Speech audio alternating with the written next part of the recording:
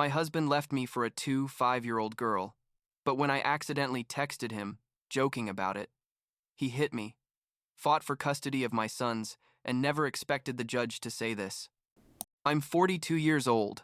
I work in marketing for a tech company, and I need to tell this story because what happened a few months ago basically destroyed my 10-year marriage. But at the same time, and this sounds weird to say, it freed me from something that had been slowly killing me for years without me realizing it. I guess I should start from the beginning. When I met Alexander like 14 years ago at a networking event, one of those where everyone pretends they're interested in each other but really just wants to hand out business cards, you know? He was 31 at the time. I was 28. And there was something about the way he talked that made me think he was different from everyone else in that room. More authentic. More real. We got married 3 years later, in 2014. And we adopted Gabriel when he was 2 years old, then Isaac a year later. And for a long time I thought we had that perfect life everyone looks for. The house in a quiet neighborhood, the kids in good schools, the annual beach vacations, all that stuff. But looking back, I think the cracks were always there. I just didn't want to see them, or didn't know how to see them. Alexander was always a bit controlling. Let's say, like he needed to know where I was all the time, who I was talking to, what I was doing at work, but I interpreted it as concern, as love. You know what I mean? I thought that's what marriage looked like when someone really cares about you. There were times when he'd get angry over small things, like if I arrived 15 minutes late from the office, or if I forgot to buy something at the grocery store, and his reaction always seemed disproportionate. But then he'd apologize and I'd move on because, well, everyone has bad days, right? The kids were my world, Gabriel and Isaac, and I focused so much on them that I basically stopped paying attention to what was happening in my relationship with Alexander. I'd work, come home, help with homework, make dinners, take the kids to their activities, and at some point, my life became a mechanical routine where Alexander and I were more like roommates than a couple. I had a work event that night, nothing important, just one of those team-building things where everyone pretends they're having fun while drinking cheap wine, and I was in the bathroom getting ready when Alexander came in and just dropped it on me. He said, "I need to talk to you about something," and I thought it was going to be about finances or something the kids had done at school. But no. He looked at me and said, "I'm leaving. I've met someone else." Just like that, no preparation, no context, nothing. I stood there with my toothbrush in my hand thinking maybe I'd heard wrong. But then he added, "Her name is Michelle. She's 25 years old, and I love her. I'm moving in with her. 25 years old. I mean, she could basically be his daughter. And the part that killed me wasn't even that he was leaving me, but the casual way he said it, like he was commenting on the weather. I don't know what kind of reaction he expected from me.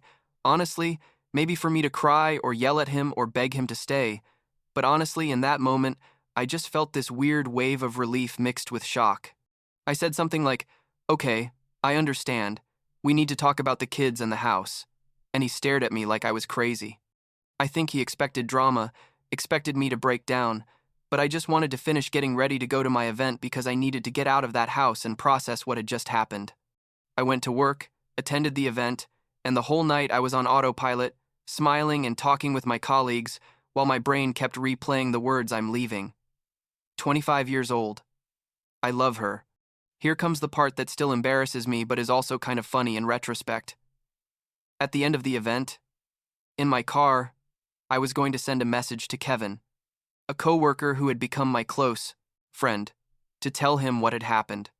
Kevin and I always talked with this dark, sarcastic humor, you know, and without thinking much I wrote something like, "Haha, I just got dumped for a 5-year-old girl. I urgently need tequila." But in my total state of shock, I sent the message to Alexander instead of Kevin. I didn't realize until I saw the 3 dots indicating he was typing a response. And when I read the name at the top of the screen, I felt my stomach drop to my feet. Alexander responded immediately, completely furious. He wrote me, "Do you think this is funny? Is this a joke to you? I can't believe you're taking this so lightly." And he kept sending messages, each one angrier than the last. I tried to explain to him that it had been a mistake, that the message was for a friend, but that only made him angrier because, According to him, the fact that I could joke about the situation with someone else showed that I had never cared about our marriage. When I got home around 11 at night, he was still awake, waiting for me in the living room, and he told me he had changed his mind about moving out. He said, "I'm not going to give you the satisfaction of seeing me leave. I'm going to stay here until you leave, because clearly you don't care about anything." The next few days were an absolute nightmare. Alexander stayed in the house, sleeping in the guest room, but he was still seeing Michelle. That was obvious because he'd leave at all hours and come back smelling of that sweet perfume young girls wear. The kids started noticing something was wrong. Gabriel, especially, who was 12 years old and very perceptive, asked me one day, "Dad, why is Papa Alexander sleeping in the other room?" I told him we were going through a difficult time, but that we were going to work it out, though honestly I had no idea how. Isaac, who was 11, was a bit more oblivious to everything. Or maybe he was just processing it differently, but I could see in his eyes that he was confused and scared. One night, like 2 weeks after all this started, Alexander and I had a horrible argument about how we were going to handle the situation with the kids. I told him we needed to talk to them together, explain that we were going to get divorced, but that we'd both still be their parents. The basics that any therapist would tell you to do. He didn't agree. Said I was trying to control the narrative, to make him look like the bad guy, and I responded that he'd put himself in that position all by himself by leaving me for a girl 20 years younger. That made him explode. He started yelling that I was cold, that I had never shown real emotions. That's why he'd looked for someone who could give him what he needed. And when I tried to leave the room because I didn't want the kids to hear us fighting, he grabbed my arm and turned me toward him. And then it happened. He slapped me across the face, hard, the kind of hit that leaves your ear ringing and your cheek burning. I was completely frozen. I couldn't process what had just happened. Alexander also just stood there, looking at his hand like he couldn't believe what he'd done, and then he started apologizing, saying, "I don't know what came over me. Forgive me. I'm under a lot of stress, but I could only leave the room and lock myself in the bathroom." I sat on the edge of the bathtub for I don't know how long, maybe half an hour, just breathing and trying to understand what I was going to do now. That night, I slept on the living room couch with my bedroom door locked, because even though Alexander had never hit me before, now I knew he was capable of doing it. While all this was happening at home, Alexander's relationship with Michelle was falling apart, though I didn't find out the details until later. Apparently, Michelle had thought Alexander was going to leave everything for her immediately, that they were going to move in together and start a new life. But when she saw he was still in the house with me, and the kids, she started getting more and more demanding and jealous. She'd text him constantly, call at all hours, and according to what Alexander told me later, she was basically pressuring him to make a definitive decision. One Friday night, like a month after all this started, Gabriel's phone rang while we were having dinner. It was Alexander, crying, completely hysterical, saying Michelle had left him, that he couldn't be alone, that he needed to talk to someone. Gabriel handed me the phone with this total panic face, and I had to talk to Alexander while he sobbed about how Michelle had said he was too old for her, that she wanted someone who could give her a young family, not some 4 or 5-year-old guy with 2 almost teenage kids. Part of me felt sorry for him in that moment. I'm not going to lie, because no matter how angry I was, we'd spent 10 years together and I didn't like hearing him suffer like that. But another part of me, the stronger part, thought this was exactly what he deserved, that he'd destroyed our family for a fantasy with a girl who barely knew him, and now he was paying the consequences. The next few days, Alexander tried to approach me, asking if we could talk, if maybe we could try to work things out, and when I told him no, that for me the marriage had ended the moment he announced he was leaving, he got furious again. He accused me of having been waiting for this, of having wanted this to happen so I could keep the kids in the house, which was completely ridiculous because I had never wanted any of this. Gabriel and Isaac started asking more questions. Gabriel asked me directly one day, "Are you getting divorced?" And I couldn't lie to him anymore. I told him yes, that Papa Alexander and I were going to separate, but that we both loved them very much, and that none of this was their fault. Isaac started having trouble sleeping. He'd wake up at night with nightmares, and when I'd ask him what he'd dreamed, he'd only say he was afraid we were. I'm going to leave him alone. It was heartbreaking to see how this situation was affecting them, and every time I saw the pain in their faces, I got angrier at Alexander for having created this mess. Things got worse when Alexander started neglecting his responsibilities with the kids. One Tuesday, he was supposed to pick them up from school because I had an important meeting at work, and he never showed up. The school called me after an hour saying the kids were still there waiting, and I had to rush out of my meeting to go get them. When I confronted Alexander that night, he just said he'd forgotten, that he had a lot on his mind, but I could smell the alcohol on his breath and knew he'd probably been at a bar instead of fulfilling his obligations. That was the moment I decided I needed to get the kids out of that house, that it wasn't a healthy environment for them to be watching their dad fall apart and behave increasingly erratically. I started looking for apartments, something near the kids' school, so they wouldn't have to change environments more than necessary. I found a 2-bedroom that was within my budget, nothing fancy, but it was clean and safe, and I signed the lease without telling Alexander anything until everything was arranged. When I finally told him I was moving out with the kids, I thought maybe he'd fight, that he'd try to stop me, but instead, he just nodded and said, "Do whatever you want. You already ruined everything anyway." There was no point arguing with him. So over the next 2 weeks, I packed our things, talked to the kids about the move, and tried to make it all seem like an adventure instead of a family crisis. Moving day was strangely quiet. I hired some guys with a truck to carry our things, which honestly weren't many because I decided to leave most of the furniture and only take the essentials. The kids' beds, their clothes, their toys, my personal stuff. Alexander didn't even come out of his room while we were leaving, and when I closed the house door for the last time with Gabriel and Isaac by my side, I felt this mixture of sadness and relief that I can't describe well. Sadness for the end of something that had been important to me, but relief to finally be able to breathe without feeling that constant tension in my chest. The first few weeks in the new apartment were about adjustment. The kids missed their big room, missed the yard where they played, missed their old life, but little by little they started getting used to it. I tried to make the place as cozy as possible, put up photos of us on the walls, let them decorate their room however they wanted, and we established new routines that gave us some normalcy. Alexander had the kids on weekends, or at least he was supposed to, but he was inconsistent. Sometimes he'd show up, sometimes he'd cancel at the last minute with vague excuses. Then, like 2 months after we moved out, Alexander did something I never saw coming. He got back together with Michelle. I don't know how it happened, whether it was her who came back to him or him who convinced her, but suddenly they were together again, and Alexander thought it was a good idea to introduce the kids to his new girlfriend on their second weekend with him. Gabriel called me that night. His voice sounded weird, tense, and he said, "Dad, there's a woman here. Papa Alexander says she's his girlfriend." I asked him if he was okay, and he said yes, but I could hear that he wasn't.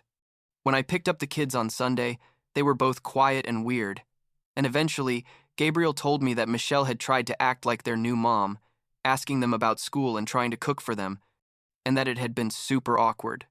Things escalated quickly after that. Alexander started sending me messages about how I was poisoning the kids against him, that they didn't want to spend time with him because I was telling them bad things, which was completely false. I never badmouthed Alexander in front of the kids. Never. Because I knew he was their father, and that they loved him despite everything. But Alexander was convinced I was campaigning against him, and one day, I received an email from his lawyer saying he was going to fight for full custody of Gabriel and Isaac. The email accused me of being mentally unstable, of creating a hostile environment for the kids, of parental alienation, basically all the horrible things one parent can accuse another of. I had to hire a lawyer, which meant spending money I didn't have, and start preparing a case to prove that I was the more stable parent and that the kids were better off with me.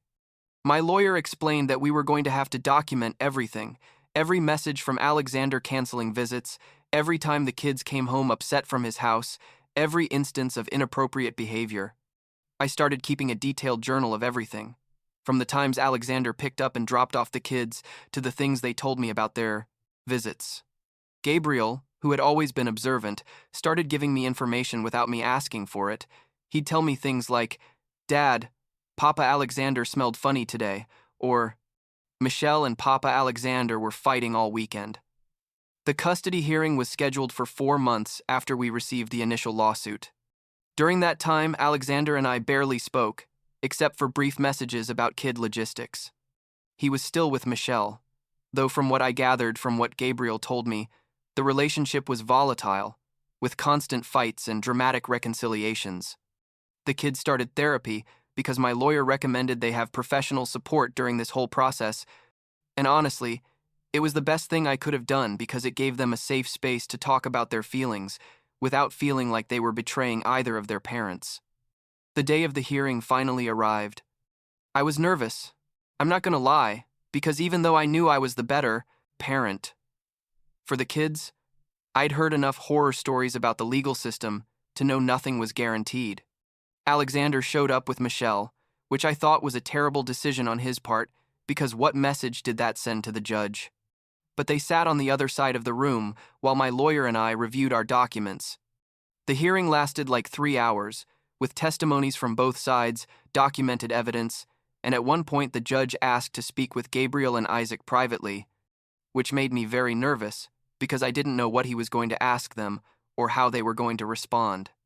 When the judge came back after speaking with the kids, his expression was serious but not harsh, and he started dictating his decision. Basically, he said it was clear that I had been the primary caregiver of the kids throughout their lives, that there was extensive documentation of Alexander's inconsistency in fulfilling his responsibilities, and that the kids had expressed that they felt safer and more stable with me.